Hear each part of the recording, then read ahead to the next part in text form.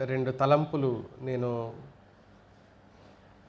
పంచుకోలేకపోయాను. అవేంటి అనంటే, చివరిలో ఉన్న 28 నుంచి 31 వరకున్న భాగం ఒకటే అయితే, రెండవది 26 వచనంలోను 30 వచనంలోను ఉన్న మరొక విషయం అక్కడ చెప్పబడతా ఉంది. ఈ 2 తలంపులు మీతో పంచుకోవాలి. అప్పుడు సామెతల గ్రంథంలో ఉత్తమమైన, శ్రేష్టమైన, మనము నేర్చుకోదగిన లేతే ఆదర్శంగా తీసుకోవలసిన స్త్రీల గురించి మనం నేర్చుకున్నట్లు అవుతుంది. అప్పుడు అందుకని దీంట్లో ఒక ఆలోచన మనం చేయాల్సింది ఏంటంటే, ఈరోజు దీనిని ఈ 2 వర్తమానాలుగా మళ్ళీ వీలైతే వచ్చే వారం నేను బుధవారం జ్ఞాపకం చేస్తా. స్త్రీల కూడికలో ఈరోజు గుణవతి అయిన స్త్రీ పొగడబడుతుంది సమాజం చేత, భర్త చేత, పిల్లల చేత, దేవుడి చేత.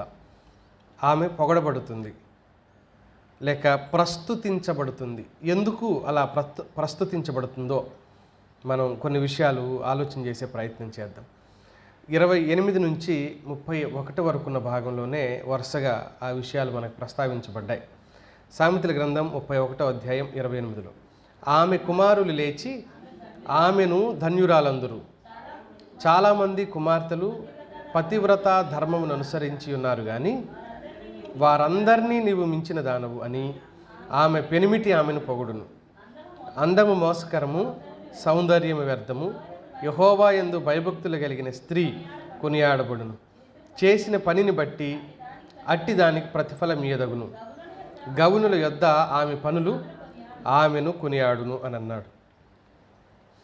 దీంట్లోంచి నేను 4 ఆలోచనలు మీ దృష్టికి తీసుకొని వచ్చే ప్రయత్నం చేస్తాను.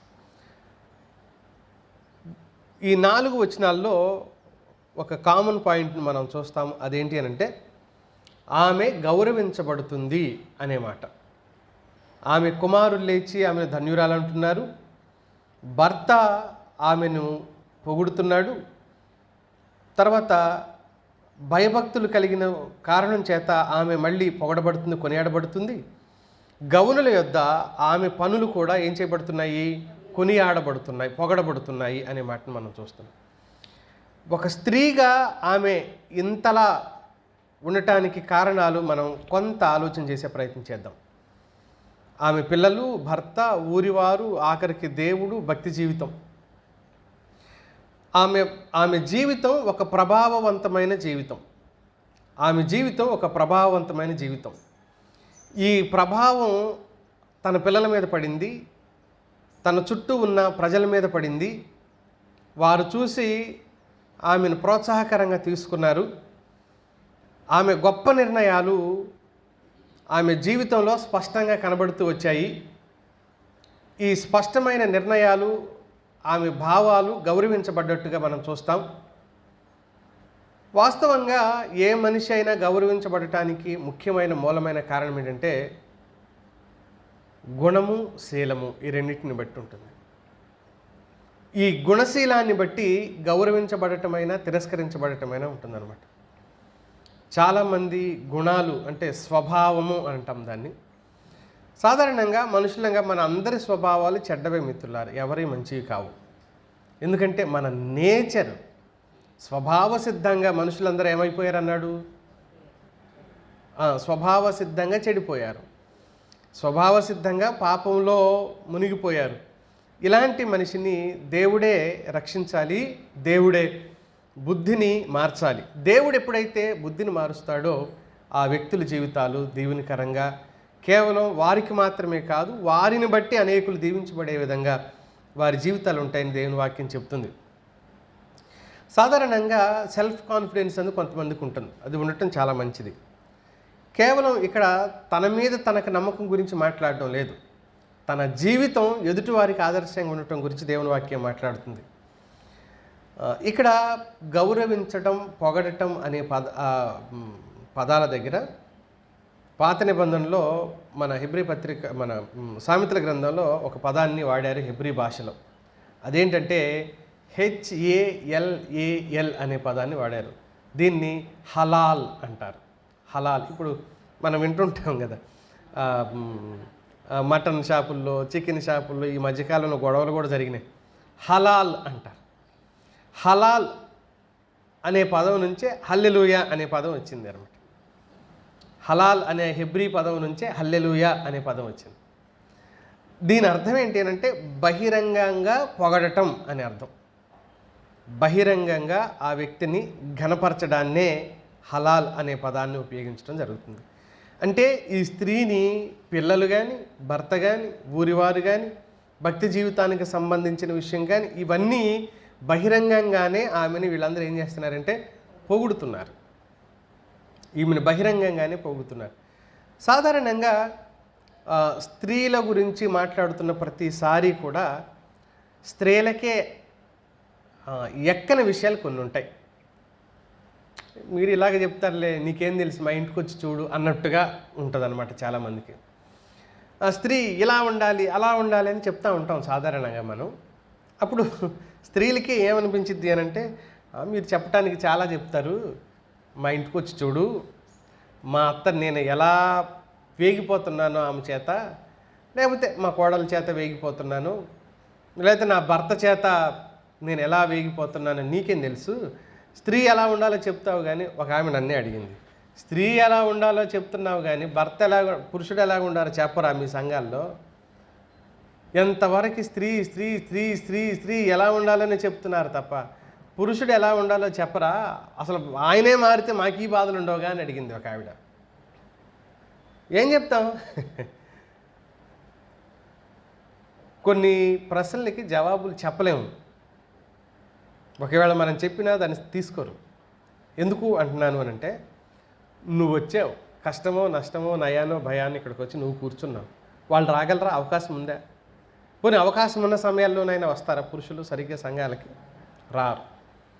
వచ్చినా కూడా అంత శ్రద్ధ పెట్టి విని, మనసు పెట్టి వినే అంత స్థితిలో ఉంటారా పురుషులు? ఉండరు. అందుకనే ఏం చెప్తున్నాము, ఏం చెప్తాము అని అంటే, అతడు సర్దుకోకపోయినా కూడా కుటుంబాలు నిలబడతాయి, కానీ స్త్రీ సర్దుకోకపోతే కుటుంబాలు నిలబడవు, ఏ కుటుంబం నిలబడదు. కేవలం స్త్రీ సర్దుకోకపోతే ఆ కుటుంబాలు నిలబడవు. అందుకనే గుణవతి అయిన భార్య అన్నాడే తప్ప గుణవంతుడైన భర్త అని బైబిల్లో చెప్పలేదు. యోగ్యురాలు పెనిమిటికి కిరీటం అన్నాడు కానీ యోగ్యుడు భార్యకి కిరీటం అని ఎక్కడా చెప్పలేదు బైబిల్లో. అంటే చాలా చోట్ల స్త్రీ వలననే ఆ కుటుంబాలు నిలబడతాయి, దీవించబడతాయి అని చెప్పారు. ఆ కుటుంబాలు మేలుకరంగా నడిపించబడతాయి అని చెప్పారు. నేను త్వరగా మనకున్న సమయంలో ఈ తలంపులు మీ దృష్టికి తీసుకొని వస్తా. 28వ వచనంలో ఇలా చెప్పబడుతుంది, ఆమె కుమారులు లేచి ఆమెను ధన్యురాలు అందురు అని అన్నాడు. ఆమె కుమారులు లేచి ఏమంటారు? అమ్మా నువ్వు ధన్యురాలవు అంటారంట. నువ్వు ధన్యురాలవు. లేచి, నిలిచి అనే పదాలు మనకి ఏమి నేర్పిస్తాయంటే గౌరవ సూచనను తీసుకొని వస్తున్నాయి. ఈ వచనాన్ని ఇలా చెప్తారు. ఈ 28 నుంచి 31 వచనాల్లో 3 కిరీటాలు పెట్టబడ్డాయంట ఆమెకు 3 కిరీటాలు పెట్టబడ్డాయంట. ఒక కిరీటం 28వ వచనంలో ఆమె సేవకు తగిన కిరీటం అంట. అది పిల్లలు ఇలా అన్నారంట, అమ్మ నువ్వు ధన్యురాలు అనడంలో ఆమె చేసిన సేవకు ఫలితంగా పిల్లలు పెట్టిన కిరీటం అంట. రెండవ కిరీటం ఏంటి అని అంటే 29వ వచనంలో ఆమె విశ్వాస పాత్రురాలుగా ఉన్నందుకు ఆమె భర్త ఆమెకు పెట్టిన కిరీటం అంట. అది మూడవ కిరీటం ఏంటంటే 31వ వచనంలో సమాజము ద్వారా ఇవ్వబడిన శాశ్వతమైన కిరీటం అన్నాడు. అది అంటే ఈ ఘనతలు, ఈ గౌరవాలు ఆమెకు కలిగాయి అని చెప్తున్నాడు. ఆమె పిల్లలు లేచి, ఇది గౌరవ సూచకమైన మాట, లేచి గౌరవిస్తున్నారు పిల్లలు. లేచి నిలబడటం సన్మానం సూచిస్తుంది, మర్యాదను సూచిస్తుంది, గౌరవాన్ని సూచిస్తున్నట్లుగా ఆమె పిల్లలు లేచి ఆమెతో ఈ మాట చెబుతారు అని చెప్తున్నాడు. పిల్లలు తల్లి చేసిన త్యాగాన్ని గుర్తిస్తారు. ఎక్కువ సమయం పిల్లలు తల్లితోనే సమయాన్ని గడుపుతారు కనుక ఈ తల్లి తీసుకునే నిర్ణయాలు, తల్లి చేసే పనులు, తల్లి యొక్క ఆదర్శప్రాయమైన భక్తి జీవితం పిల్లలు ఖచ్చితంగా నేర్చుకుంటారు. అందుకనే పిల్లలకి మొదటి గురువు, ఆది గురువు ఎవరంటే అమ్మ అని. ఆది గురువు ఎవరంట? అమ్మ. కొన్ని పదాలు, కొన్ని మాటలు తల్లి ఎలా మాట్లాడుతారో పిల్లలు అలాగే మాట్లాడటం నేర్చుకుంటారు. కొన్ని ఇష్టాలు తల్లికి ఏది ఇష్టమో పిల్లలకి కూడా అదే ఇష్టంగా మారిపోతూ ఉంటాయి. ఎందుకనంటే ఎక్కువ సమయం తల్లితో గడిపిన కారణం చేత పిల్లలు తల్లి దగ్గర నుంచి చాలా విషయాలు మనం అనుకోం కానీ వాళ్ళు నేర్చుకుంటారు, మనం పట్టించుకోం కానీ వాళ్ళు నేర్చుకుంటూనే ఉంటారు. కనుకనే పిల్లలు తల్లిని చాలా దగ్గరగా చూస్తారు. ఆమె ప్రేమ, శ్రమ, ప్రార్థన, భక్తి ఇవన్నీ పిల్లలు అర్థం చేసుకున్నారు. కాబట్టే ఆమెను ఏమంటున్నారంటే, అమ్మా నువ్వు ధన్యురాలవు అని చెప్పారు. అమ్మా నువ్వు ధన్యురాలవు, నువ్వు ఒక ధన్యకరమైన తల్లివి, నీలాంటి తల్లి మాకు దొరకటం మేము కూడా ధన్యులమయ్యాం అనే మాట చెప్పడం మనం చూస్తాం. ధన్యత అని ఇక్కడ చెప్పబడిన మాట ఏంటంటే దేవుని ఆశీర్వాదం పొందినది అని అర్థం. మనం చదువుతున్న సామెతల గ్రంథం 1వ అధ్యాయం 31వ అధ్యాయం 28వ వచనంలో చెప్పబడుతున్న మాట దేవుని ఆశీర్వాదం పొందినది అని. ఈ మాట మనం 22వ అధ్యాయం సామెతల గ్రంథం 4వ వచనంలో ఇలా చూస్తాం. సామెతల గ్రంథం 22వ అధ్యాయం, యెహోవా యందు భయభక్తులు కలిగి ఉండుట వినయమునకు ప్రతిఫలం. ఆమె వినయశీలి, ఆమె త్యాగశీలి. ఇదంతా ఎలా సాధ్యమైందంటే దేవుని అందలి ఆమె ఎలాంటి స్థితి కలిగి ఉంది? భయభక్తులు కలిగి ఉన్నందువలన వినయాన్ని నేర్చుకోగలిగింది. ఆ పిల్లలు ఆ విషయాన్నే చూశారు. నేను మీ మధ్యలో చెప్పానో లేదో కానీ అమెరికా దేశంలో జరిగిన ఒక సంఘటన ఎన్నో సంవత్సరాల క్రితం. కొత్తగా పెళ్ళైన వాళ్ళు ఏం చేస్తారంటే మరుసటి రోజు నుంచే సపరేట్ పెట్టేస్తారు. వీళ్ళిద్దరిని ఒక పాతిల్లు చూసి ఆ ఇంట్లో ఉంచేశారు. వాళ్ళ ఇండ్లు కూడా చాలా విచిత్రంగా ఉంటాయి. ఒక 2-3 ఎకరాల్లో ఒక ఇల్లు ఉంటుంది అనమాట. 2-3 ఎకరాల్లో ఒక ఇల్లు ఉంటుంది. కనీసం కొన్ని 100 మీటర్ల దూరంలో మరో ఇల్లు ఉంటుంది. అలా ఉంటారు వాళ్ళంతా. ఒక ఇంట్లో ఉంచారు. అతడు మార్కెట్కి వెళ్ళి కొత్తగా పెళ్ళైందిగా కొన్ని సరుకులు సామాన్లు అన్నీ పట్టుకుని వచ్చాడు. ఆ సరుకులు సామాన్లు అన్నీ పట్టుకుని వస్తూ మాంసం కూడా తీసుకొచ్చాడు. ఆ రోజు వాళ్ళకి మాంసాలు ఇప్పుడు మనం ఫోన్లో చూసే ఉంటారు. ఈ పాటికి రోల్స్ లాగా వస్తాయి, పొడవుగా వస్తాయి అన్నమాట. ఆ మాంసం తీసుకొని వచ్చాడు ఆయన. వంట చెయ్యి అని చెప్పి ఇచ్చాడు. సరుకులన్నీ సరదేసుకున్నది ఆవిడ. ఈ మాంసాన్ని వంట చేసే క్రమంలో ఆమె ఏం చేసిందంటే ఆ అంచు ఈ అంచు కట్ చేసి డస్ట్బిన్లో పడేసింది. ఈయన వచ్చి చూశాడు. అదేంటి తినాలని తీసుకొని వస్తే అంతా కట్ చేసి అందులో పడేసావు, ఎందుకు అలా పడేసావు, నువ్వు చేసింది చాలా తప్పు అంటే ఆమె అన్నదే అలాగే చేయాలి అన్నది. ఆమె అలా ఎందుకు చేయాలి, వేస్ట్ చేసుకుంటాం ఆ డబ్బులతో కొనుక్కొచ్చి అని ఆయన అన్నాడు. లేదు ఇలాగే చేయాలి అని మళ్ళీ అన్నది ఆవిడ. ఆయన అంటున్నాడు, నేను ఇంత రోల్ తీసుకొచ్చాను, ఒకవేళ అక్కర్లేదు చిన్నదే కొంచెమేదే అంటే కొంచెమే తెచ్చేవాడి కదా, కట్ చేసి వేస్ట్ చేయటం ఎందుకు అని అంటే, లేదు ఇలాగే చేయాలి. ఇలాగే ఎందుకు చేయాలి అంటే మా ఇంట్లో ఇలాగే చేస్తామని నాకు చెప్పేసింది. వెంటనే వాళ్ళ అమ్మగారికి ఫోన్ చేశారు. వాళ్ళ అమ్మగారికి ఫోన్ చేసిన తర్వాత, ఆంటీ గారు మీ అమ్మ ఏంటి ఇలాగే చేయాలి అని ఆంచు ఇంచు కట్ చేయాలి అని చెప్తుంది, వేస్ట్ చేయటం ఏంటి, ఇది వేస్ట్ చేయటం కాదా అని ఈ అబ్బాయి కోపంగా అడిగాడు. ఆమె అన్నది, అవును ఇలాగే చేయాలి అన్నది ఆమె. దీంటి ఇలా చేయాలంటది ఏంటి ఈవిడ, ఇలా చేయటం ఏంటండి అంటే, లేదు మా అమ్మ ఇలాగే చేసింది, నేను ఇలాగే చేసాను. ఆవిడ వాళ్ళ అత్తగారు కూడా లేదా, మీ అమ్మ చేసిందా, వీళ్ళ అదృష్టం బాగుండి ఆమె కూడా బతికే ఉంది. ఇంకా ఆమెకు ఫోన్ చేశారు ముసలమ్మకి ఫోన్ చేసి, బామ్మగారు ఇలాగే ఉండాలంటారేంటి, నిజమేనా ఇలాగే ఉండాలని అంటే ఆమె పక్క నవ్వి ఇలా చెప్పిందంట. ఆ రోజుల్లో మాకు గిన్నెలు సౌకర్యవంతమైన అవి లేవు, అందుకని అందులో కుక్ అవ్వదని పట్టదని ఉడకదని చెప్పేసి నేను కట్ చేసి తీసేసేదాన్ని. అది నా బిడ్డ నేర్చుకుంది, ఆమె నుంచి ఆమె బిడ్డ నేర్చుకుంది, వాళ్ళిద్దరు ఇలా చేస్తున్నారు నాకు ఇప్పటి వరకు తెలియదని ఆ పెద్ద ఆవిడ నవ్విందంట. అంటే వీళ్ళు పెద్దయ్యారు, చదువుకున్నారు, నేర్చుకున్నారు, వీళ్ళకి అన్ని సౌకర్యాలు ఉన్నాయి, కానీ వాళ్ళు పాటించుతూ వచ్చిందేంటి? ఒక అలవాటు. మీకు అర్థమైంది కదా నేను చెప్పిన విషయం? ఒక అలవాటు. అంటే వాళ్ళు ఏమనుకున్నారు? ఇది సరిపోద్దా లేదా, ఇప్పుడు మనం కట్ చేయాలా, ఏం ఆలోచించేయాలి, అలవాటు అయిపోయిన పనిని వాళ్ళు ఈజీగా చేసుకుంటూ వచ్చారు. కనుక మనం చేసే చాలా పనుల్ని మన పిల్లలు అలాగే నేర్చుకుంటారనే విషయాన్ని మనం జ్ఞాపకం చేసుకోవాలి. ఆమె భయపడుతుంది దేవునికి, తన కుటుంబాన్ని ప్రేమిస్తుంది, జ్ఞానంతో జీవిస్తుంది, విశ్వాసంగా సేవ చేస్తుంది. ఇవన్నీ కూడా ఆమె సహనంతో, ఓర్పుతో, వినయంతో చేసుకుంటూ వచ్చింది. కొందరు ఇలా కూడా అన్నారు సహోదరులు, ఓర్చుకో అని నాకే చెప్తారు అంటే. సాధారణంగా నేర్చుకునేవాడికి నేర్చుకో అని చెప్తాం. నేర్చుకోడు అనుకోండి, వాడికి ఒకసారి చెప్తాం, 2 సార్లు చెప్తాం, ఓపికంటే 10 సార్లు చెప్పి ఏం చేస్తాం తర్వాత? వీడు వెధవా, వీడు నేర్చుకోడు, వీడికి చెప్పేదానికంటే నేర్చుకునేవాడికి చెబితే మంచిది, కనుక వీడికి చెప్పటం కూడా వేస్ట్ అని అంటాం. ఇప్పుడు నువ్వు ఓర్చుకోగలవు అనే నమ్మకం ఒకటి ఉండాలి. రెండోది, నీకు చెప్పడంలో గల స్వేచ్ఛ, స్వతంత్రత, నీ మీద ప్రేమ ఉండాలి. అలా ఉంటేనే చెప్తారు తప్ప ఆ స్వేచ్ఛ, స్వతంత్రత, ప్రేమ, లేతే నువ్వు ఓర్చుకోగలుగుతావు అనే నమ్మకం లేకపోతే నీకు చెప్పరు ఎవరు. అమ్మో ఆమెకు చెప్పలేము. చాలామంది అనుకోమేంటి, అమ్మో ఆమె నోట్లో నోరేయటం కంటే మౌనంగా ఉండటం మేలు, ఇంకేదేదో అని అంటాం. కొంతమంది వినరు సరిగదా, మనం చిన్న మాట అన్నామంటే ఎగబడిపోతుంటారమ్మా, ఎగబడిపోతూ ఉంటారు, పెద్ద నోరేసుకొని ఎగబడిపోతూ ఉంటారు. ఇక మనం ఏది మాట్లాడినా వినరు కదా, అలా కూడా ఉంటారు. అందుకనే నాకే చెప్తావు, ఆయనకి చెప్పవా అని అన్నా.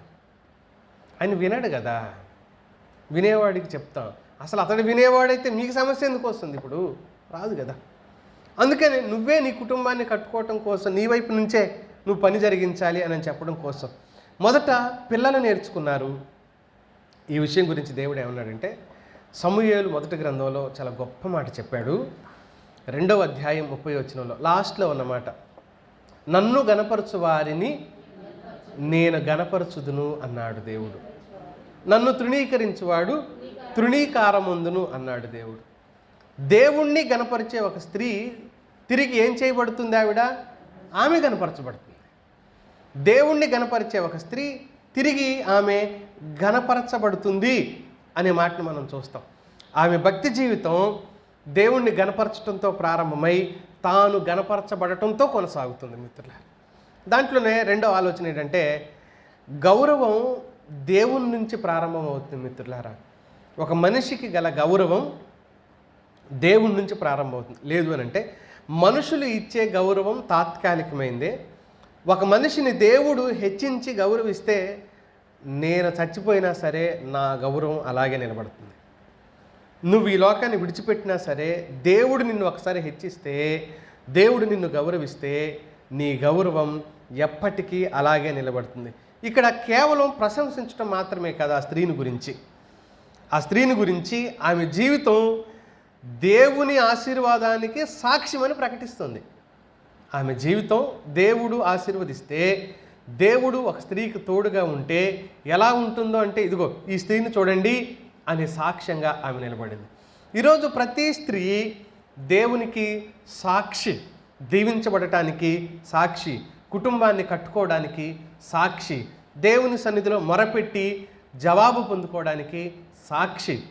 ఈరోజు నేను జవాబు పొందుకున్నాను, నేను ప్రార్థించాను, నా భర్తను మార్చుకున్నాను, నేను ప్రార్థించాను, నాకు పిల్లలు లేకపోతే పిల్లలు పుట్టడానికి దేవుణ్ణి ఒప్పించాను, లేక జవాబు పొందుకున్నాను, నేను ప్రార్థించాను, నా పిల్లలు ఓ మంచి పెళ్లి సంబంధం కుదిరి పిల్లలు పుట్టారు, లేదా పెళ్లి చేసుకున్నారు, లేదా నేను ప్రార్థించాను, నా పిల్లలు మంచి చదువు చదివారు, నేను ప్రార్థించాను, దేవుడు నా మొర ఆలకించి వారికి మంచి ఉద్యోగం ఇచ్చాడు.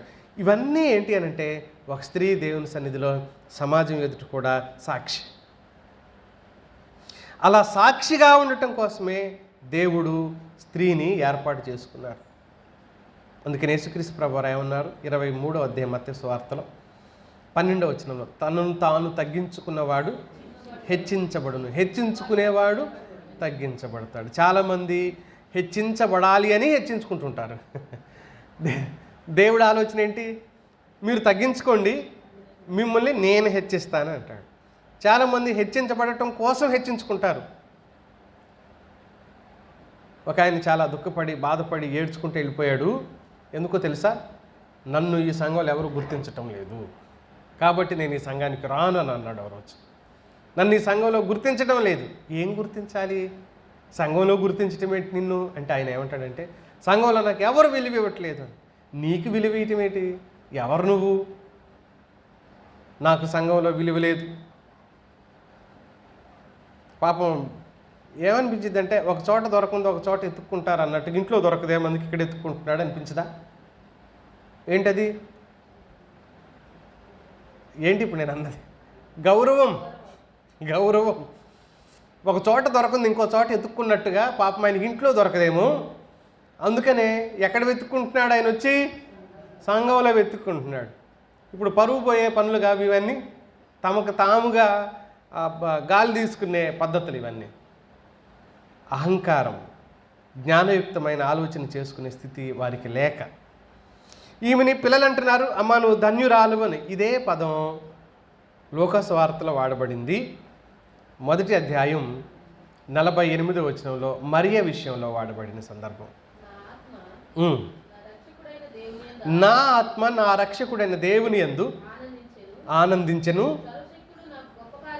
సర్వశక్తుడు నాకు గొప్ప కార్యము చేసిన కనుక ఇది మొదలుకొని అన్ని తరముల వారును నన్ను ధన్యురాలు అని అందురు అని అన్నాడు. ఇప్పుడు మనం చదివిన సామెతల్లో కూడా పిల్లలు ఏమంటున్నారు ఆ తల్లితో? అమ్మ నువ్వు ధన్యురాలవు అని అంటున్నారు. ఒక స్త్రీ యేసుక్రీస్తు ప్రభువుని తన గర్భంలో మోసి కని పాలిచ్చి పెంచితే ఆమె ఏ విధంగా ధన్యురాలు అయిందో, తన గుణగణాలను రూపుదిద్దుకొని ఆశీర్వాదకరమైన ఒక తల్లిగా మార్చబడ్డం వల్ల ఆ తల్లి కూడా మరియ పొందుకున్న ధన్యతా వచనాన్నే పొందుకోవటం ఆశ్చర్యంగా లేదు? నువ్వు నీ పిల్లల్నే కనిపించావు. ఆమె ఎవరిని కనిపించింది? మరియా సాక్షాత్తు జగద్రక్షకుని దేవాది దేవుణ్ణి కనిపించింది. ఆమె అందుకు ధన్యురాలైంది. కానీ తన బుద్ధిని మనసుని ఆలోచనలు మార్చుకొని రూపుదిద్దుకున్న ఒక స్త్రీని దేవుడు తన వాక్యాలు ఏమంటున్నాడంటే ఆమెతో ఈక్వల్ చేశాడు, ఆమెతో సమానం చేశాడు. అందుకనే మనుషులిచ్చే గౌరవం కాదు ఇది, దేవుడిచ్చిన గౌరవం, ధన్యత అని. నువ్వు ధన్యురాలవు, నువ్వు దీవించబడిన వ్యక్తివి, నువ్వు ఒక ఆశీర్వాదకరమైన వ్యక్తివి అని లేఖనం మనకు తెలియజేస్తూ ఉంది. రెండో విషయాన్ని నేను జ్ఞాపకం చేస్తాను మిత్రులారా. 29వ వచనంలో ఇలా చెప్పబడుతుంది, చాలామంది కుమార్తెలు పతివ్రత ధర్మమును అనుసరించి ఉన్నారు, కానీ వారందరినీ నువ్వు మించిన దానువని ఆమె పెనిమిటి ఆమెను పొగుడుతాడు అనే మాటని మనం చదువుతాం. ఆమె పెనిమిటి ఆమెను పొగుడుతాడు. పొగట్టమే కాదు, 11వ వచనంలో ఏముందో చూడండి. అక్కడే ఆమె పెనిమిటి ఆమె యందు నమ్మిక ఉంచుతాడు అనే మాట. ఆమె పెనిమిటి భర్త గౌరవించడానికి కారణం ఏంటి? విశ్వాసపూర్వకమైన జీవితానికి వచ్చిన గౌరవం. అన్ని కుటుంబాల్లో అందరి భర్తలు అందరి భార్యల్ని పూల్లో పెట్టి చూసుకునే వాళ్ళు ఉండకపోవచ్చు, అందరూ ఆమెను అన్ని విధాలుగా గౌరవించే వాళ్ళుగా ఉండకపోవచ్చు. కానీ ఆమె విశ్వాసపాత్రమైన జీవితానికి ఏదో ఒకరోజు ఖచ్చితమైన జవాబు వస్తుందని దేవుని వాక్యం చెబుతుంది. ఓర్పు గొప్ప ద్రోహ కార్యములు జరగకుండా కాపాడుతుంది అని చెప్తుంది దేవుని వాక్యం. ఓర్చుకుంటేనంటే ఏం జరుగుతుందంట? ఆ ఓర్పు గొప్ప ద్రోహ కార్యాలు జరగకుండా కాపాడు. అందుకనే ఏం చెప్తాం? ఓర్చుకోమని చెప్తాం. అందుకని భర్త సరైన వాడుగా లేకపోతే సరైన విధానంలో ఆ కుటుంబాన్ని లేకపోతే ఆ భార్యని చూసుకోకపోయినా ఓర్పు కలిగి ఉండటం వల్ల ఆమె విశ్వసనీయత ఆయనే చెప్పగలుగుతాడు ఒకరోజు.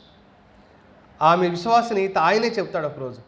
ఆమె కుటుంబానికి మేలు చేస్తుంది, తన జీవితానికి దేవుని యొక్క వరంగా దొరికింది అనే భావన. చాలామంది చెప్పగా నేను విన్నా. నాలాంటి ఒక దౌర్భాగ్యుడికి కోపము, అహంకారము, దుర్మార్గత కలిగిన నేను నా భార్యని నేను చాలా హింసించాను, బాధ పెట్టాను. ఈమె గనక నాకు భారీగా ఉండకపోయినట్లయితే నాకు అసలు కుటుంబమే ఉండేది కాదు, నా జీవితం ఎప్పుడో ముగిసిపోయేది. ఆమె ఓర్పే నన్ను మార్చింది అని చెప్పుకున్న వాళ్ళు ఉన్నారు. రీసెంట్గానే ఒక సోదరి నాతో చెప్తూ వచ్చింది ఈ మాట. నా భర్తతో నేను చాలా ఇబ్బందులు పడ్డాను.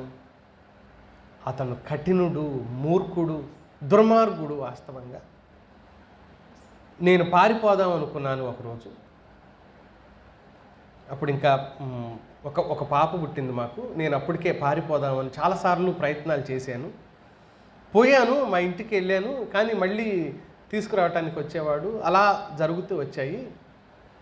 ఒకరోజు నిర్ణయం చేసుకున్నాను, ఇక రావద్దు, వీటి టార్చర్ నేను పడలేను, నా వల్ల కాదు, ఇక రానే వద్దు, అవసరమైతే సూసైడ్ చేసుకుందాం అని నిర్ణయించుకుందంట ఆవిడ. అయితే ఆ ఊర్లో ఒక పంచాయతీ జరుగుతుందంట. అది భార్యాభర్తలకు సంబంధించిన పంచాయతీ ఏదో జరుగుతుంది. అక్కడ కూర్చున్న పెద్ద మనుషులు ఏమనుకున్నారు అని అంటే, వాళ్ళని కలుపుతూ ఒక మాట అన్నారంట. పలానా ఆమె ఉందో చూడండి, పలానా వాళ్ళ అమ్మాయి ఉందో చూడండి, వాళ్ళ భర్త ఎంత దుర్మార్గుడు, వాడి దగ్గర ఉండి కాపురం చేస్తుందంటే ఆ అమ్మాయి గొప్ప మనిషి, ఆ అమ్మాయి ఉన్నతమైన మనిషి, అలా ఉండాలి అని అన్నారంట. అలా ఉండాలి, అలా ఉంటేనే జీవితాలు నిలబడతాయి అని అన్నారంట. వాళ్ళు అనుకున్న మాట ఎవరో వచ్చి ఈమెకి చెప్పారంట. వాళ్ళు అక్కడ అనుకుంటున్న మాట ఎవరో వచ్చి ఈమెకి చెప్పారంట. అప్పుడు ఈమె అయ్యో, అప్పటి వరకు ఏం నిర్ణయం తీసుకుంది, ఇక సూసైడ్ చేసుకుందాము, ఇక వెళ్ళొద్దు ఆ భర్త దగ్గరికి అని అనుకుంటుందంట. అప్పటికే వీళ్ళు వచ్చి ఆ మాట నీ గురించి అక్కడ పంచాయతీలు అంతా ఫైనల్ జడ్జిమెంట్ ఇచ్చేటప్పుడు నీ జీవితాన్ని అక్కడ పెట్టి జడ్జిమెంట్ ఇచ్చారు, తీర్పిచ్చారు, అందరూ నీకులాగా ఉండాలని చెప్పారు అనేసరికి ఎన్నిసార్లు పారిపోదాం అనుకున్నప్పుడు, అలాగే ఆత్మహత్య చేసుకుందాం అనుకున్నప్పుడు వాళ్ళందరూ అక్కడ పంచాయతీలు పెద్ద మనుషులు అనుకున్న మాట జ్ఞాపకానికి వచ్చేవంట ఈమెకి. ఏమని, నేను చచ్చిపోతే ఇప్పుడు చాలామందికి చెప్తున్నారు ఆ పెద్ద మనుషులు, జరిగిన పంచాయతీల్లోకల్లా నా పేరే చెప్తున్నారు, ఇప్పుడు నేను చచ్చిపోతే మళ్ళీ ఏం ఎవరి గురించి చెప్తారు, పోనీ ఇప్పుడు నుంచి ఇంకేం చెప్తారు నా గురించి, అవి ఏమో అనుకున్నాం కానీ మంచిది అనుకున్నాం. మళ్ళీ స్టోరీ మారిద్ది అక్కడ, మళ్ళీ మరో పంచాయతీలో ఏమని, మంచిది అనుకున్నాం, సహించింది అనుకున్నా, అది పిరికిది, చచ్చిపోయింది అది అని మళ్ళీ చెప్తారేమో, కనుక కాదు నేను సహించుకోవాలి అని అనుకున్నాను. తర్వాత పరిస్థితులు మారినాయి. కుటుంబం దేవునికరంగా దేవుని సన్నిధిలో ఆరాధించేవారిగా ఆ కుటుంబం మారింది. ఇవన్నీ ఏంటి అని అంటే, ఓర్పు గొప్ప ద్రోహ కార్యాలు జరగకుండా కాపాడుతుందని దేవుడు చెప్పినట్లుగా సహించిన ఎడల ఆయనతో కూడా ఏలుదుము అన్నాడు పౌలు తిమోతికి రాసిన పత్రికలో. కనుక భార్య భర్తలు పరస్పర అవగాహన అందరికీ ఉండకపోవచ్చు. పరస్పర అవగాహన, నువ్వు నోరు మూసుకో అంటే నువ్వు నోరు మూసుకో అనేవాళ్ళు మీరు వినలేదా? ఈయన ఒకటంటే ఆమె ఒకటి అంటుంది, ఆమె ఒకటంటే. సాధారణంగా అన్ని ఇళ్లలో అన్ని ఆలోచనలు ఒకే ఆలోచనకు రావటం అనేది దాదాపుగా సాధ్యం కాదు. విశ్వాసులైనా సరే దాదాపుగా సాధ్యం కాదు. ఎందుకంటే ఎవరి ఆలోచన పరిధిని బట్టి, ఎవరి ఇష్టాలను బట్టి ఆ నిర్ణయాలు, ఆలోచనలు వస్తూ ఉంటాయి. కానీ ఇద్దరూ కూడా నిర్ణయించుకోవాల్సింది ఎక్కడంటే, దైవికమైన మనసుతో ఆలోచన చేయటం, అక్కడ జరగబోయే లాభ నష్టాలను ఆలోచన చేయటం. దీన్ని మాత్రమే ఆలోచన చేయగలిగితే చాలా విషయాల పట్ల సమస్యల నుంచి దేవుని బిడ్డలు బయటకు వచ్చే అవకాశం ఉంటుంది. భార్యాభర్తల పరస్పర గౌరవం అనేది చాలా తక్కువే ఉంటుందని నేను చెప్తున్నాను. అవగాహన తక్కువే ఉంటుంది, గౌరవం కూడా చాలా తక్కువే ఉంటుంది. అయినా సరే దేవుడు తన వాక్యంలో ఒక మాట చెప్తున్నాడు. పేతురు రాసిన మొదటి పత్రిక 3వ అధ్యాయం 7వ వచనంలో దేవుని వాక్యం ఇలా చెప్పబడుతుంది.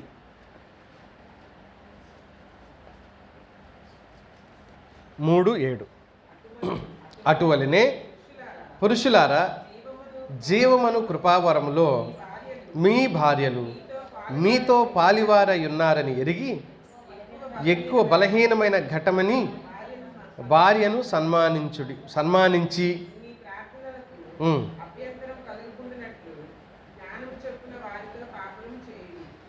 ఎక్కువ బలహీనమైన ఘటమని భార్యను సన్మానించి అని అంటాడు, గౌరవించి. ఆ పైలైన్ ఏంటంటే జీవమను కృపావరంలో భార్యలు పాలిభాగస్తులు, పరలోకంలో మీరిద్దరు సేమ్, ఈక్వలే, ఎక్కువ తక్కువ అనేది పరలోకంలో లేదు అని చెప్తున్నాడు. కానీ ఎవరు గుర్తిస్తారు ఈ మాటని? ఏ పురుషుడు గుర్తిస్తాడు? ముందే మన దేశంలోనైతే ప్రపంచమే పురుషాధిక్య ప్రపంచం. పురుషుడు తప్పు చేసినా కూడా ఏం కాదులే అమ్మా అని అంటారు, ఓర్చుకోమ్మా సర్దుకోమ్మా అంటారు. పురుషుడు పొరపాటులో ఉన్నాం. అదే పొరపాటు స్త్రీ చేస్తే చిచ్చే పనికి మళ్ళీ దాన్ని గెట్అవుట్ అంటారు. అంటే పురుషాధిక్య ప్రపంచంలో స్త్రీకి సమాన స్థాయి లేదు, తక్కువ స్థాయి. కానీ దేవుడు అలా చెప్పలేదు. దేవుడు అలా చెప్పలేదు. జీవమను కృపావరంలో నీ భార్య నీతో పాలిభాగస్తున్నారు. మలకులు ఏమంటాడంటే ఆమె నీ తోటిది, ఈక్వల్ అని చెప్పాడు. ఆమె నీ తోటిది, నీకంటే తక్కువేం కాదు అని అన్నాడు. ఎఫెసీ పత్రికలో చెప్తాడు 5వ అధ్యాయంలో 22 నుంచి పేరా ఉంది, కానీ ఆ పై వచ్చిన 21లో ఉంటుంది చూడండి. క్రీస్తునందలి భయముతో ఎవరికి ఎవరు లోబడాలి? ఒకరికొకరు అన్నాడు అక్కడ. కానీ ఈ మాట తీసుకుంటారా ఈరోజు పురుషులు? నీ భార్యకు లోబడు అని ప్రసంగం ఏ ప్రసంగం చేశాడు ఎప్పుడైనా? పురుషుడా నీ భార్యకు లోబడు అన్నాడా ఏ పాస్టర్ అయినా? మరి బైబిల్లో ఉందా లేదా? అక్కడ ఉందిగా. అంటే అక్కడ కూడా మన దౌర్భాగ్యానికి పేర కలిసి లేదు, ఆ పైకి పోయింది. అది పెళ్ళిళ్ళు ఆ వాక్యం చదివే అవకాశం లేదు. అది 21లో ఉంది. పెళ్ళిళ్ళు ఎక్కడి నుంచి చదువుతారు ఈ వాక్యాన్ని? 22 నుంచి చదువుతారు. అసలు అసలు అసలు ఆ మూలమైన ముఖ్యమైన వాక్యం ఎక్కడుంది? 21లో ఉంది. అది పై పేరాలోకి వెళ్ళిపోయింది. ఆమె ఎక్కువ, ఆమె తక్కువ, నువ్వెక్కువ అని చెప్పలేదు దేవుడు. మన గలతీలో కూడా ఏం చదువుతాం? స్త్రీ అని లేదు, పురుషుడని లేదు, గ్రీస్తు దేశస్థుడని లేదు, యూదుడని లేదు, భేదమేమీ లేదు, అందరు క్రీస్తులో ఒకటే అని అన్నాడు. ఇది దేవుడు చెప్తున్నమాట. అందుకని జీవమను కృపావరంలో సాధారణంగా 2 పిల్లలు ఉన్నారనుకో, పెద్దోడా చిన్నోడా అనే విషయం పక్కన పెడితే 2 పిల్లల్లో ఎవరిని ఎక్కువ ప్రేమిస్తామనంటే ఆ తల్లి చిన్నోళ్ళని, తండ్రి పెద్దవాళ్ళని, ఇట్లాంటి మాటలు మానండి. ఎందుకంటే ఇద్దరిని సమానంగా చూడకపోతే వాళ్ళకి మనం శత్రువులు అయితే ఒకరికొకరు వాళ్ళు శత్రువులు అయిపోతారు. మనం ప్రేమిస్తే దీంట్లో ఏముండాలి మనకి అని అంటే, కొంత బలహీన స్థితిలో ఎవరుంటారో వాళ్ళకి ఎక్కువ దయ చూపుతూ ఉంటాం.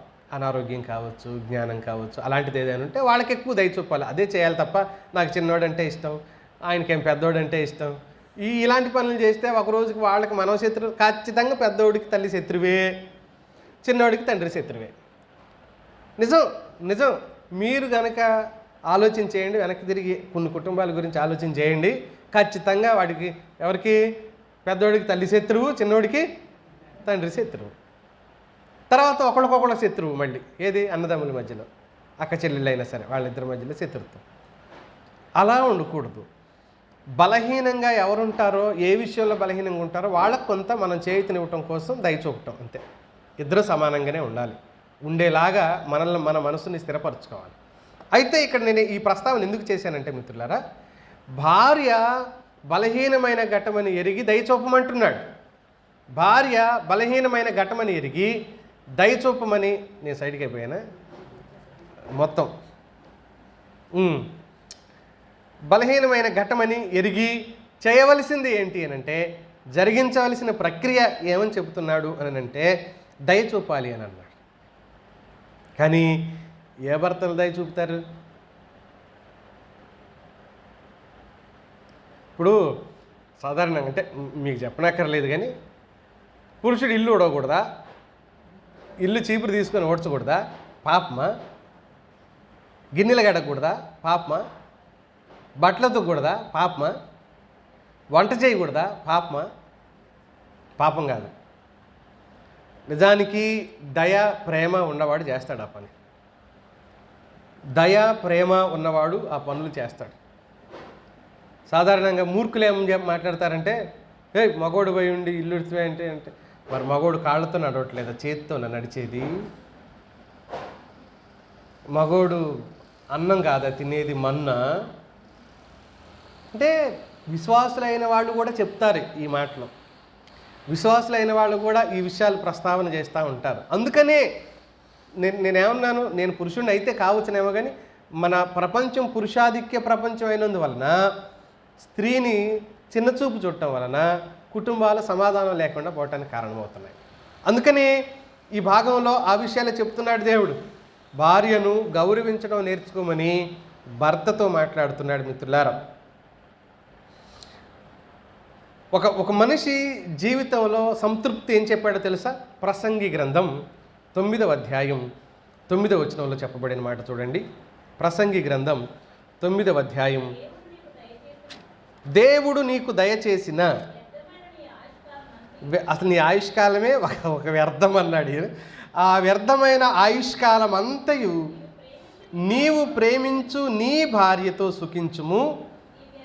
నీ వ్యర్థమైన ఆయుష్కాలం అంతయు సుఖించుము. ఈ బ్రతుకునందు నీవు కష్టపడి చేసుకొనిన దాని అంతటికీ, అసలు ఈ ఆయుష్ వ్యర్థమైన ఆయుష్లో నీకు కలిగే సంతృప్తి, సుఖము, శాంతి, సంతోషం ఏంటంటే నీ భార్యతో సమయాన్ని గడిపి సంతోషించడం అని చెప్పాడు.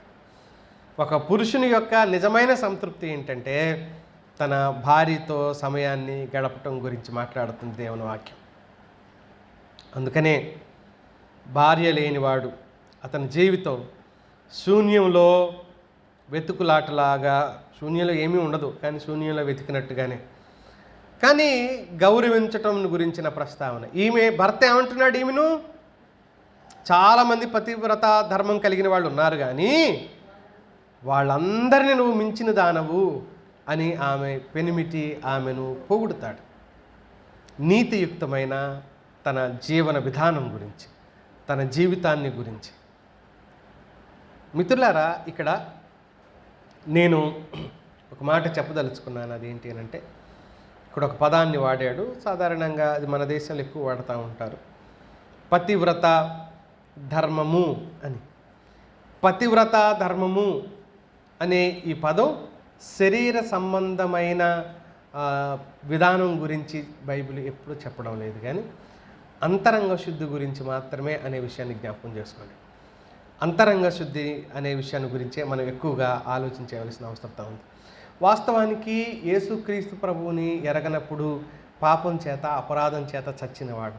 నిజంగా ఆయన ప్రేమను రుచి చూడనంత వరకు మనుషులు అపవిత్రులే. అది ఆలోచనలో తప్పిపోయాం, మాటలో తప్పిపోయాం, క్రియలో కూడా తప్పిపోయాం.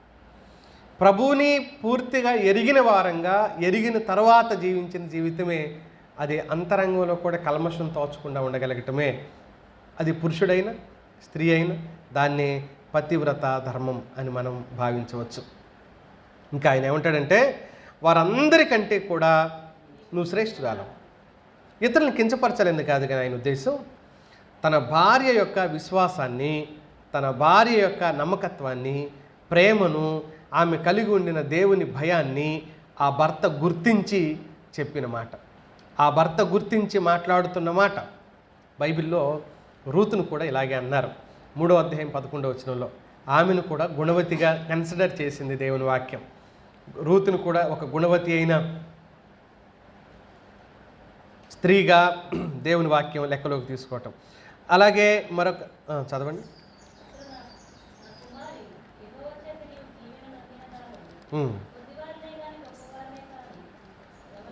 కొద్దివారినే కానీ, గొప్పవారినే కానీ, యవనస్తులనే కానీ నువ్వు వెంబడింపక ఉండుట వలన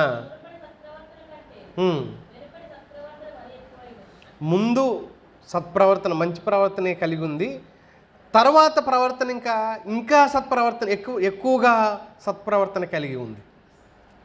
సాధారణంగా సాక్ష్యం చెప్పేవాళ్ళు ఎలా చెప్తుంటారంటే, ఇదివరకు మేమైతే ఎంత భక్తి చేసాం, ఇదివరకు మేమైతే ఎంత స్వార్థ చేశాం, ఇదివరకు మేమైతే ఎన్ని గంటలు ప్రార్థన చేశాను, ఇదివరకు నేనైతే అంటూ మాట్లాడుతుంటారు. అలా చెప్పకూడదు. సాక్ష్యాన్ని చెప్తే ఇలాగ చెప్పాలి, మునుపటి కంటే ఇప్పుడు నువ్వు నీ సత్ప్రవర్తన ఎక్కువైంది, తక్కువైందే?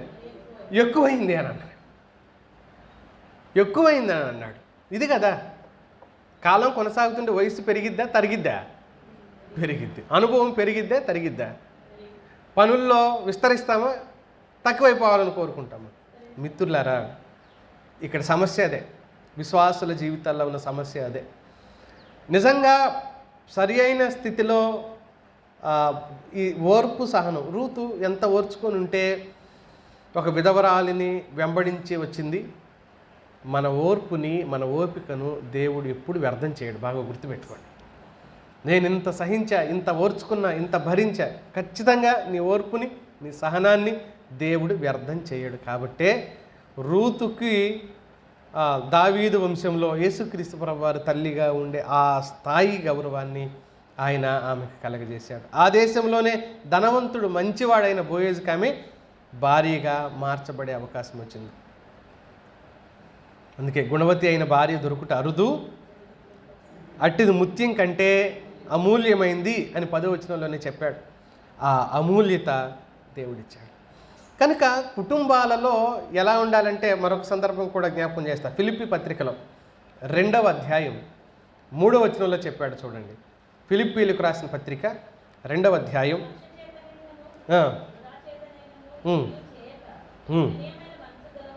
వినయమైన మనస్సు గలవారై ఒకనికొకడు తనకంటే యోగ్యుడని ఎంచుచు, యోగ్యమైన గుణాలను, లక్షణాలను బట్టి అప్రిషియేట్ చేయటం నేర్చుకోవాలి. మన పిల్లలనైనా, భర్తనైనా, భార్యనైనా వారిలో ఉన్న యోగ్యమైన లక్షణాలు, ఎప్పుడు మనం పనికిరాని గుణాలని రోజు వాటిని గుర్తు చేస్తుంటాం లేచిన దగ్గర నుంచి వాళ్ళకి.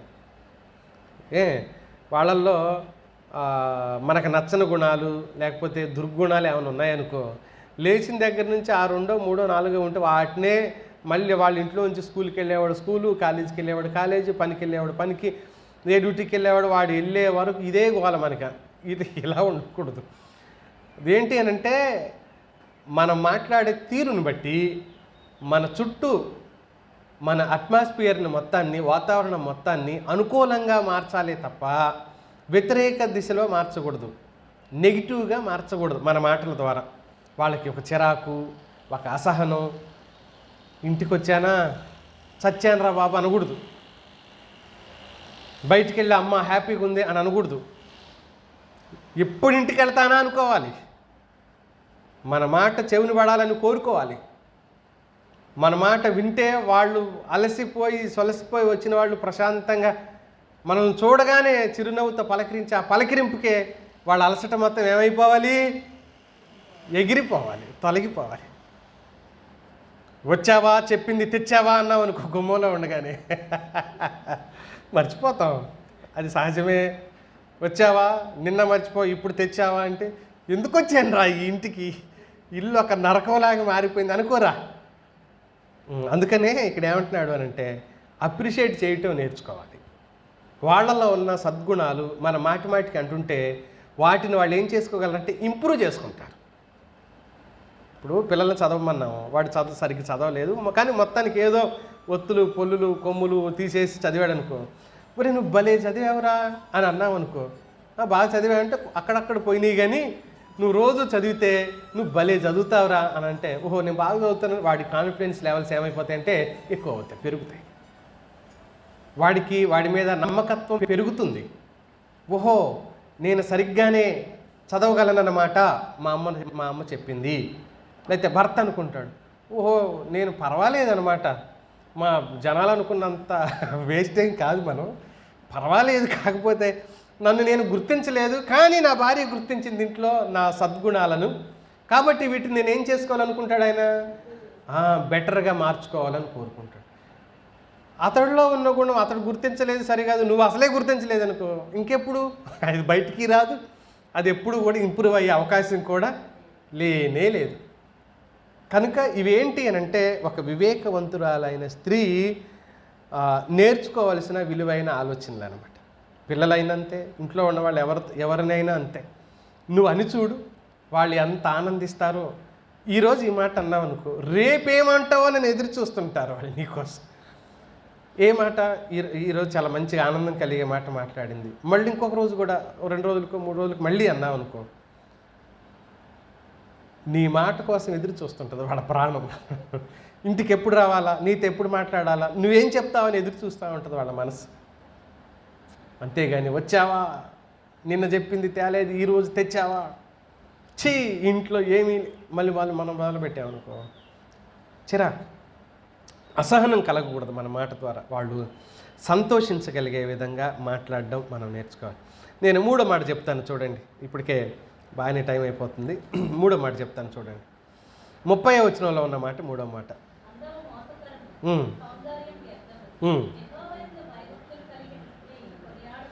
భయభక్తుల వలన ప్రశంస. దీన్నే మూడవ కిరీటం అన్నాను నేను, శాశ్వత కిరీటం అన్నాను. భయభక్తుల వలన ప్రశంస కలుగుతుంది ఈ స్త్రీకి. ఈమె భయభక్తులు ఎందుకు కలిగి ఉంది? శిక్షకు భయపడి కాదు, దేవుని మహిమను గుర్తించి ఆ స్త్రీ ఆయనకు లోబడింది. దేవుడు కూడా ఆమెను ప్రశంసిస్తున్నాడు. దేవుడు తగిన సమయంలో హెచ్చిస్తాడు అని పేతురు పత్రికలో రాసినట్లుగా, అవును, దేవుడు మనలను తగిన సమయంలో హెచ్చిస్తాడు. దేవుడు తగిన సమయంలో హెచ్చించేవాడు. ఆయన నమ్మదగినవాడు, ఆయన నమ్మకస్తుడు. నిజమైన అందం ముఖంలో కాదు, హృదయంలో ఉంటుంది అని దేవుని వాక్యం చెప్తుంది. పౌలు అదే చెప్పాడు, పేతురు కూడా అదే చెప్పాడు. ముఖంలో ఉన్న అందం ఒకవేళ పాజిటివ్గా ఆలోచన చేసేవాళ్ళు వాళ్ళ ముఖ కవళికలు మెరుగ్గా కనబడొచ్చునేమో, కానీ హృదయంలో ఉన్న ఆనందం ముఖానికి మెరుగునిస్తుంది అని చెప్తాడు సామెతల గ్రంథంలోనే. కనుక ముఖంలో బాధ దుఃఖం ఉండి ఎంత మేకప్ చేసినా కూడా ఆ అందం ఇనుమడింప చేయబడదు. ఒకవేళ అందం కోసం మేకప్ వేయచ్చేమో, కానీ అది తీసేస్తే పోయేది. కానీ ఎప్పటికీ పోనిది ఒకటి ఉంది, ఏంటంటే హృదయంలో నుంచి వచ్చే అందము, ఆనందం. కనుక అదే నిజమైన అందం అని దేవుని వాక్యం చెప్తుంది. దాని గురించి మనం చాలా విస్తారంగా మాట్లాడుకున్నాం. ఏది 30వ వచనం మీదే, అందం మోసకరం, సౌందర్యం వ్యర్థం అనే విషయాలను, ఎందుకు వ్యర్థమో, ఎందుకు సౌందర్యం వ్యర్థమని చెప్పాడు, అందం మోసకరమని సౌందర్యం వ్యర్థమని చెప్పాడు, మనం చాలా వివరంగా ఈ సిరీస్లోనే ఉంటుంది. ఎవరైనా వినాలనుకుంటే మళ్ళీ వెనక్కి వెళ్తే అందం మోసకరం, నిజమైన అందం అంటే ఏంటి అనే అంశంతో ఉంటుంది ఆ ప్రసంగం. నిజమైన గొప్పతనం సంపదలో కాదు, దేవునికి భయపడడంలో ఉంటుంది అనే విషయాన్ని చెప్పాడు. సరే, మనం ఆ ప్రసంగం చాలా విస్తారంగా మాట్లాడుకున్నాం కాబట్టి దాన్ని మళ్ళీ ఒకసారి వినాలనుకుంటే వినొచ్చు. కానీ నేను 31వ వచనాన్ని వివరించదలిచాను. 4వ విషయానికి వస్తున్నాను. 31వ వచనం, చేసిన పనులను బట్టి అట్టి దానికి ప్రతిఫలం ఎదగును. గౌనుల యొద్ద ఆమె పనులు ఆమెను కొనియాడును అని చెప్పారు. ఎక్కడైతే జనాలందరూ గుంపుగా కూడుకునే స్థలాలు ఉంటున్నాయో ఆ స్థలాల్లో వాళ్ళు మాట్లాడుకోవటానికి ఈమె ఒక ఏమంటారు మెటీరియల్గా వాళ్ళకి దొరికింది. ఈమె గురించి వాళ్ళు మాట్లాడుతూ ఉన్నారు. మాట్లాడి ఏమనుకుంటున్నారు, మళ్ళీ ఈమెను ఇలాంటిది అలాంటిది అని చెప్పుకోవట్లా, కొనియాడుతున్నారంట ఈమెను గురించి, గొప్పగా చెప్పుకుంటున్నారంట ఈమెను గురించి. వాస్తవంగా గొప్పగా చెప్పుకోవడానికి వారికి ఆ అవకాశం దేవుడు కలగజేశాడు. ఆ స్థితి ఆమెకు దేవుడిచ్చాడు. ఆమె చేసిన పనుల ఫలితం ఆమెకు కలిగింది. మనకు తెలుసు, గలతీ పత్రిక 6వ అధ్యాయంలో 6, 7, 8 వచనాల్లో ఏది విత్తుతామో దానినే మళ్ళీ మనం తిరిగి వస్తాం. ఆమె పనుల ఫలితం, మంచి పని చేసింది, తిరిగి పొగడబడుతుంది.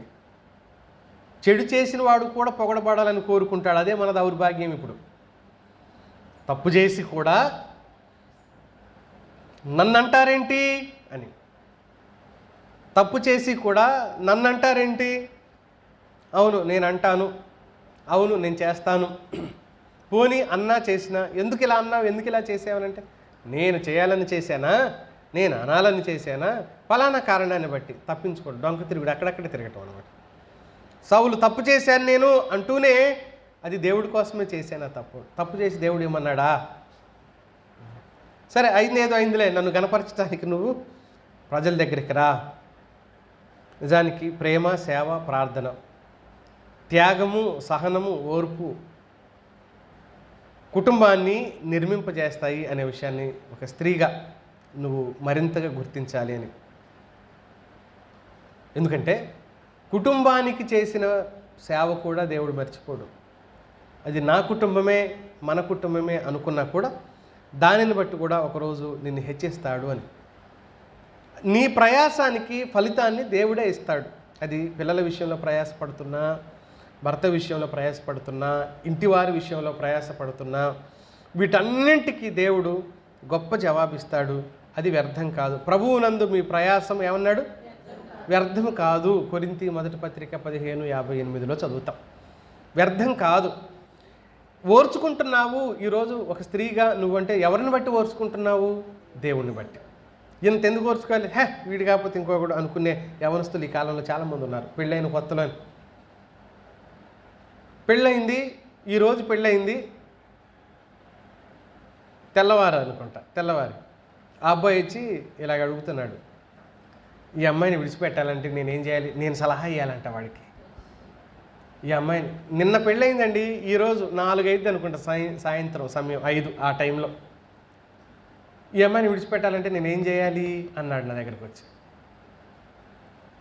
ఈ మాట వాళ్ళకి తెలిస్తే నన్ను పట్టుకుని ఎక్కడ కొడతారో అని చెప్పి చెమటలు గారిపోయినాయండి, భయం వేసిపోయింది. అంటే బుద్ధి తక్కువ ఆలోచనలు అనమాట, బుద్ధి తక్కువ విధానాలు అనమాట.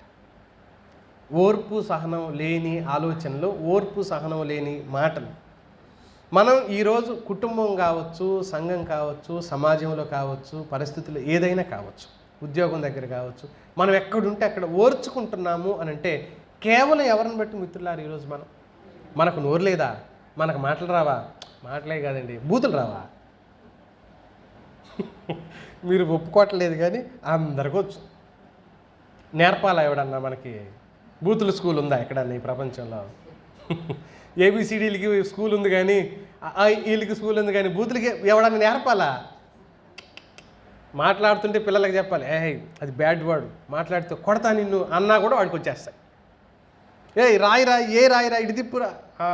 వీళ్ళ పిల్లలు అయితే ఇడిదిప్పు రాస్తుంది, చిన్నపిల్ల అయితే ఇడిదిప్పురా, ఆయన కొట్టినా కూడా ఇడిదిప్పే రాసిద్ది. మరి తిట్లు ఎవరు నేర్పారు? వాళ్ళ అమ్మ దగ్గర కూర్చొని నేర్పిందా? నేర్పరు.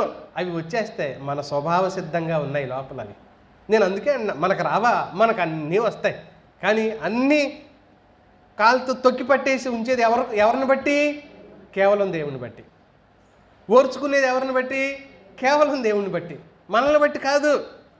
మనం సమర్థులమేం కాము. దేవుడు కనుక మన సహాయం చేయకపోతే వాళ్ళకంటే ఎక్కడ మనం బెటర్ కాదు. ఒకటే తేడా ఏంటంటే మనం దేవుడిని నమ్మాం, లోకంలో వాళ్ళు దేవుణ్ణి నమ్మలేదు. వ్యక్తులు సేమే, అదే లోకంలో మనం ఉంటున్నాం. అంతెందుకు, అదే ట్యాప్ నీళ్లు వాళ్ళు తాగుతున్నారు, అవే నీళ్లు మనం తాగుతున్నాం. ఏ తేడా లేదు. వాళ్ళలాగే వాళ్ళు చేసే పనులే మనం, అన్నీ సేమే. కానీ జీవన విధానంలో, ఆలోచన విధానంలో వాళ్ళలాగా మనం లేకపోవటానికి కారణం మన గొప్ప కాదు, మనం నమ్ముకున్న మన ప్రభువు మాత్రమే. కనుక మిత్రులారా, ఆమె పనులు ఆమెను స్తుతిస్తున్నాయి, ఆమె పనులు ఆమెను ప్రస్తుతిస్తున్నాయి. సమాజంలో ఉన్న ప్రజలు ఆమెను ఘనపరుస్తున్నారు. ఆమె పనులు ఆమె గురించి మాట్లాడుతున్నాయి. నేనేంటో తెలుసా? ఆ మధ్యకాలంలో ఒక ఆయన చెప్తున్నాడు, నేను ఎంత మంచివాడిని అసలు నీకు తెలియదు అని. నాకు తెలియదులే అని అన్నాడు.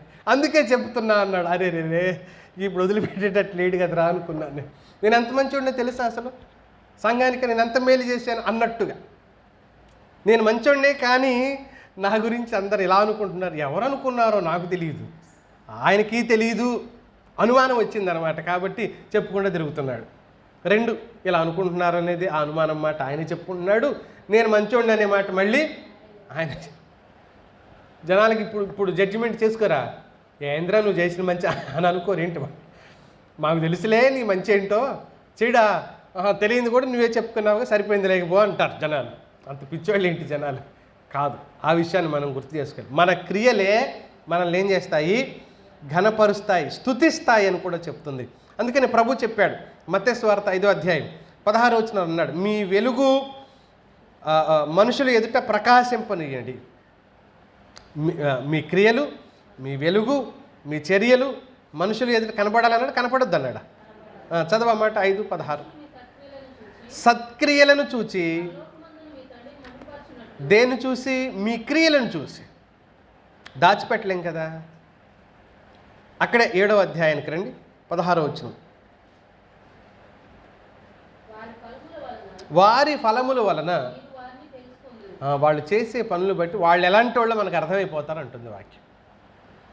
ఆమె చేసిన పనే కదా గౌనుల ఎద్దు కూర్చున్న వాళ్ళు ఆమెను గనపరుస్తున్నారు. గొప్ప పేరు సంపాదించింది ఆ స్త్రీ. మరొక వాక్యాన్ని మనం చదివి తీరాలి.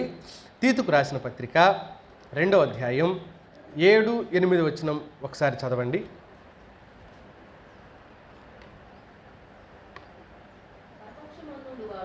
పరపక్షమందుండువాడు అంటే మన శత్రువు, మన వ్యతిరేకి, మనం అంటే గిట్టని వాడు, మన గూర్చి చెడు మాట ఏది చెప్పనేరక సిగ్గుపడినట్లు అన్నిటి యందు నిన్ను నీవే సత్కార్యముల విషయమై మాదిరిగా కనపరుచుకునుము.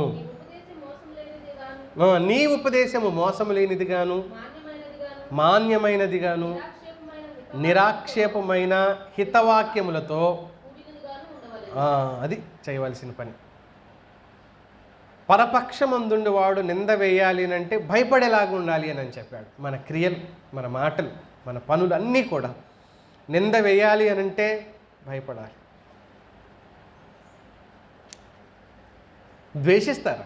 మనం ఎలా ఉన్నా ద్వేషించాలనుకునే వాళ్ళు ద్వేషిస్తారు.